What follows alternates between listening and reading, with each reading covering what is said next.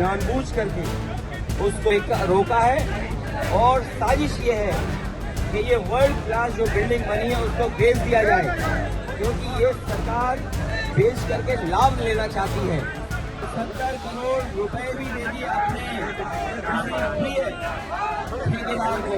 लखनऊ में एक बार फिर से सियासी हंगामा देखने को मिल रहा है और अब की बार किसी के तीखे बयानों पर नहीं बल्कि मूर्ति पर माल्यार्पण करने को लेकर हंगामे ने तूल पकड़ा है। श्रद्धांजलि देने के लिए सपा प्रमुख अखिलेश यादव जेपी सेंटर जाना चाहते थे, लेकिन उनके घर के बाहर बैरिकेडिंग कर दी गई और लोहे के तारों को बिछा दिया गया था, जिससे अखिलेश यादव माल्यार्पण करने के लिए नहीं जा पाए। जयप्रकाश नारायण की जयंती के अवसर पर सपा प्रमुख को रोके जाने के लिए रात से ही जेपी सेंटर पर टीन शेड लगाकर उस सेंटर को बंद कर दिया गया था, जिसके लिए अखिलेश यादव ने रातों रात जेपीएनआईसी सेंटर पहुंचकर वहां पर इस चीज का विरोध किया। राज्य सरकार के खिलाफ पार्टी कार्यकर्ताओं के नारे के बीच उन्होंने अपने आवास के बाहर लोकनायक की प्रतिमा पर माल्यार्पण किया और इस दौरान अखिलेश ने सरकार पर जमकर सवाल उठाए। क्या कुछ कहा, सुनिए। जितना भी इंफ्रास्ट्रक्चर हो सकता था जेपीएनआईसी के अंदर दिया गया है। स्पोर्ट्स सेंटर भी है, कॉन्फ्रेंस हॉल भी है, पार्किंग स्पेस भी है और लोहिया पार्क से मिलकर के इसलिए बनाया गया जिससे दोनों समाजवादी नेताओं का आपस में एक जगह ही हम लोग सम्मान दे सकें। लेकिन इस सरकार ने जानबूझ करके उसको रोका है और साजिश ये है कि ये वर्ल्ड क्लास जो बिल्डिंग बनी है उसको बेच दिया जाए, क्योंकि ये सरकार बेच करके लाभ लेना चाहती है।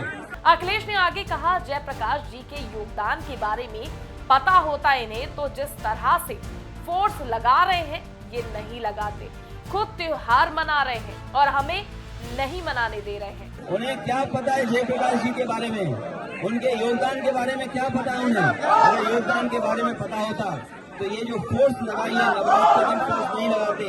जिस तरीके से खुद त्योहार मना रहे हैं और हम लोगों को त्योहार नहीं मनाने दे रहे हैं। अखिलेश ने सरकार पर जेपीएनआईसी के निर्माण पर भी सवाल उठाया। क्या कहा वो भी सुनिए। उसके रखरखाव, जेपीएनआईसी का रखरखाव की जिम्मेदारी सरकार की थी।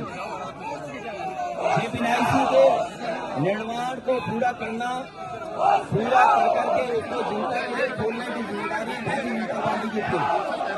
70 करोड़ रुपए भी दे दिए अपने ठेकेदार को। उसके बावजूद भी जेपीएनआईसी नहीं पूरा हुआ है। सुनने में आ रहा है कि 70 करोड़ से ज्यादा पेमेंट हुआ है अपने ही प्रिय किसी के लिए, उसके बाद भी जेपीएनआईसी नहीं खुला है। इसका मतलब ये है कि जेपीएनआईसी में कुछ न कुछ ये लोग छिपाना चाहते हैं। एक ओर जहां अखिलेश ने तीखे बयान देकर सरकार को घेरा, तो वहीं दूसरी ओर बीजेपी प्रवक्ता ने भी अखिलेश पर सवाल उठाए हैं। क्या कहा है उन्होंने वो भी सुनिए। भारतीय जनता पार्टी सभी महापुरुषों का आदर और सम्मान करती है। जयप्रकाश नारायण जी ने अपने जीवन में कुशासन, भ्रष्टाचार, अराजकता, गुंडई के खिलाफ आंदोलन किए। श्रीमान अखिलेश यादव जी, जिन महापुरुषों का नाम लेकर के आप राजनीति कर रहे हैं, क्या उनके आचरण का छटाक भर भी आपने पालन किया है? आपके शासनकाल में अराजकता, कुशासन, गुंडई, दंगाइयों का समर्थन, आतंकवादियों के मुकदमे वापस करने का कुकृत्य आपके शासनकाल में हुआ था। कम से कम अपने महापुरुषों का छटाक भर ही अनुसरण कर लीजिए। सुना आपने कैसे सियासी तपिश अब जेपी जयंती के माल्यार्पण को लेकर बढ़ी हुई है। बता दें, लखनऊ विकास प्राधिकरण ने अखिलेश यादव के कार्यक्रम को लेकर एक पत्र भी जारी किया था। इसमें लिखा गया है कि जेपीएनआईसी एक निर्माण स्थल है जहां निर्माण सामग्री बेतरतीब तरीके से फैली हुई है और बारिश के कारण कई कीड़े मकोड़े होने की संभावना है। सपा प्रमुख अखिलेश यादव को Z+ श्रेणी की सुरक्षा प्राप्त है। सुरक्षा कारणों से उनका प्रतिमा पर माल्यार्पण करना और जेपीएनआईसी का दौरा करना सुरक्षित और अनुचित है।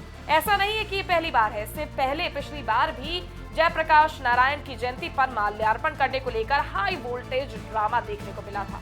अखिलेश यादव तब 8 फीट ऊंची दीवार फांदकर माल्यार्पण करने पहुंच गए थे। आखिर उत्तर प्रदेश प्रशासन से अनुमति नहीं मिलने के बावजूद अखिलेश यादव वहां जाने की जिद पर क्यों अड़े हैं, ये एक बड़ा सवाल है। लेकिन इन सब के बीच अब देखने वाली बात ये होगी सरकार इस पर क्या प्रतिक्रिया देती है। जेएमडी न्यूज के लिए लखनऊ से राजन सिंह की रिपोर्ट।